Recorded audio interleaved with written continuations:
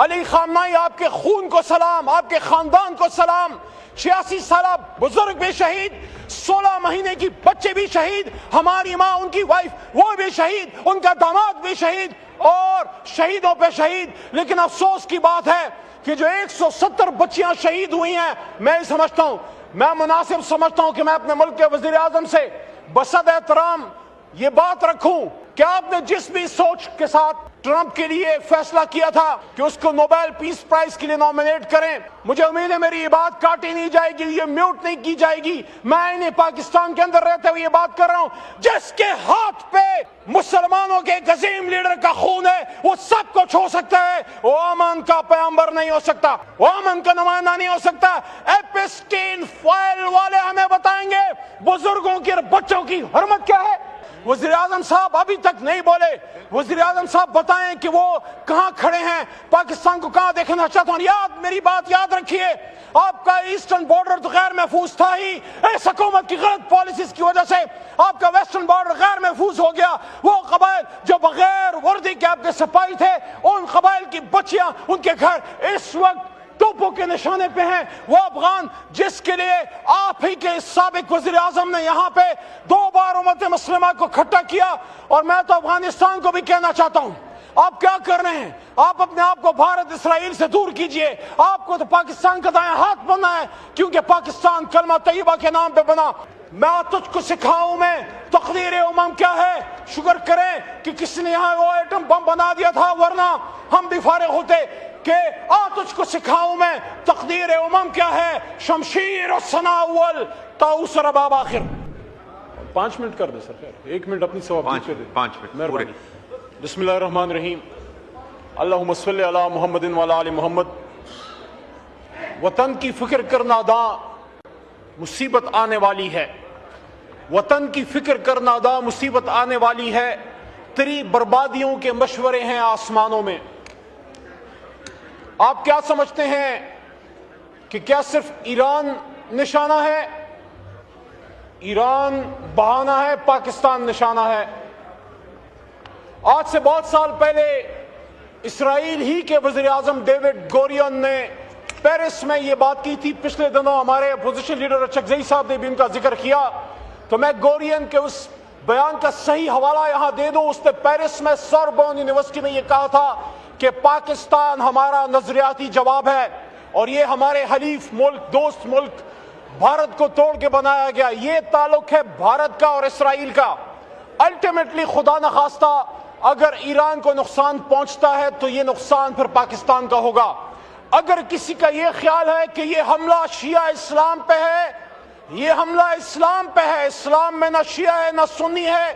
حضور نبی کریم صلی اللہ علیہ وسلم نے ہمیں مسلمان بنا کے چھوڑا تھا۔ ایک ہو مسلم، حرم کی پاسبانی کے لیے نیل کے ساحل سے لے کے تابخا کے کاشغر۔ علی خامنائی آپ کو سلام، علی خامنائی آپ کے خون کو سلام، آپ کے خاندان کو سلام۔ 86 سالہ بزرگ بھی شہید، 16 مہینے کی بچے بھی شہید، ہماری ماں، ان کی وائف وہ بھی شہید، ان کا داماد بھی شہید، اور شہیدوں پہ شہید۔ لیکن افسوس کی بات ہے کہ جو 170 بچیاں شہید ہوئی ہیں، میں مناسب سمجھتا ہوں کہ میں اپنے ملک کے وزیر اعظم سے بصد احترام یہ بات رکھوں کہ آپ نے جس بھی سوچ کے ساتھ ٹرمپ کے لیے فیصلہ کیا تھا کہ اس کو نوبیل پیس پرائز کے لیے نامینیٹ کریں، مجھے امید ہے میری یہ بات کاٹی نہیں جائے گی، یہ میوٹ نہیں کی جائے گی۔ میں انہیں پاکستان کے اندر رہتے ہوئے یہ بات کر رہا ہوں، جس کے ہاتھ پہ مسلمانوں کے ایک عظیم لیڈر کا خون ہے وہ سب کو چھو سکتا ہے، وہ امن کا پیغمبر نہیں ہو سکتا، وہ امن کا نمائندہ نہیں ہو سکتا۔ ایپسٹین فائل والے ہمیں بتائیں گے بزرگوں کی اور بچوں کی حرمت کیا ہے۔ ہم گائیڈنس کے لیے نبی پاک صلی اللہ علیہ وسلم کی طرف، مدینہ منورہ کی طرف دیکھنے والے لوگ ہیں۔ آج اس ملک میں سیاسی، اسپیکر صاحب آخری شاید 2-3 منٹ ہوں، مجھے سن لیجئے۔ آج اس ملک میں ہمیں جو خطرات ہیں، ایران پہ جو حملہ ہوا، ہم سٹرونگلی کنڈیم کرتے ہیں، امریکہ کو بھی اور اسرائیل کو بھی۔ اور میں یہ سمجھتا ہوں کہ حکومت کی بھی ذمہ داری ہے کہ they must call a spade a spade. They must come out in open and say کہ ہم اپوز کرتے ہیں، ہم مذمت کرتے ہیں ایران پہ، اسرائیل کی ایما پہ، امریکہ دونوں کا حملہ، لیکن ساتھ ساتھ ہم یہ ڈیمانڈ بھی رکھتے ہیں پاکستان کو اللہ تعالیٰ نے ایک سرداری دی ہے, پاکستان کو امت مسلمہ ایک لیڈرشپ رول ہے. ہم نے عرب کنٹریز کو ریکویسٹ کرنی ہے کہ آپ کا سوئل ایران کے خلاف یوز نہ ہو, لیکن ہم نے ایران اور عرب ممالک کے بیچ میں مصالحانہ کردار بھی ادا کرنا ہے. ہم نے ان کے بیچ میں مسائل کو حل کرنا ہے. یہاں اس ایوان سے اس پورے سیاسی نظام کو تقویت دیں, یا ان کے امرا سیشن بلائیں, یہاں وزیر اعظم صاحب سب سے پہلے آئیں, بتائیں قوم کو اعتماد ملے. وزیر اعظم صاحب ابھی تک نہیں بولے.